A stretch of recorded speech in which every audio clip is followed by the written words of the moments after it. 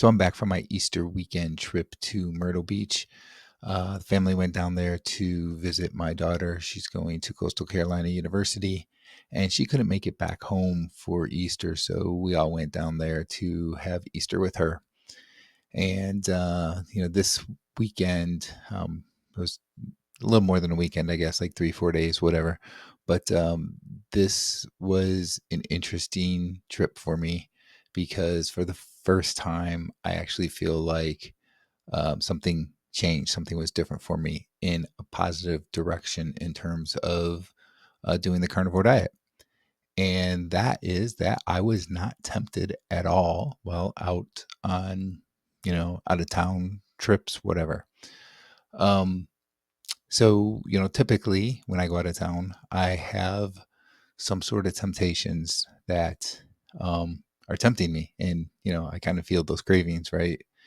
Uh, just whether, somebody is eating like a dessert or something or whatever it is, there's just something that seems to really, really tempt me. And this time around, there was no temptation at all for me.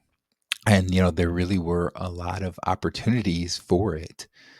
So this makes me feel like I'm, taking a step further in my journey with the carnivore diet and this way of eating, and that I'm maybe not going to be so tempted anymore and going to make things a little bit easier, especially when I go out of town. There were different things that definitely could have been very troublesome for me in the past. And sometimes I would, fight through those temptations and get by. And other times I would give in and eat something that I shouldn't. And even to the effect that sometimes it ended up being a rough weekend or a rough week or something. And I get home and I'm gained a few pounds and I got to work to get back on track again. Right. But none of that happened at all this time. So the first thing, we went out to eat and I did really good making sure I didn't eat side dishes that weren't going to be good for me. So either I would order whatever side somebody else wanted and gave it to them or whatever, or just said, I didn't want the side and so forth. And, I stuck with things really well. Um, there were desserts in some cases that people ordered and I didn't get any dessert. In one particular case, we went to an ice cream place afterwards, and I was the only one that didn't get ice cream. And I didn't even have any kind of craving or want to have ice cream, which I thought was really cool.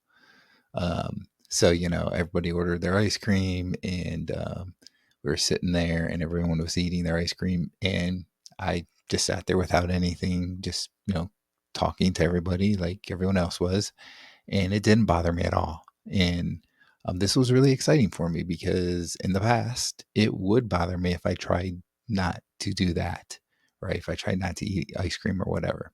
So this was a really positive step for me. Then there was a particular cake thing that was made during the weekend for Easter, I guess, and different people had like candy from Easter baskets and stuff like that. And none of that tempted me at all. I didn't care about it and didn't want to eat any of it. And it was just a great step in the right direction for me. So, I'm really hopeful at this point that I am taking that next step in this journey. And that's going to help me to even get healthier and better as I continue to go with this.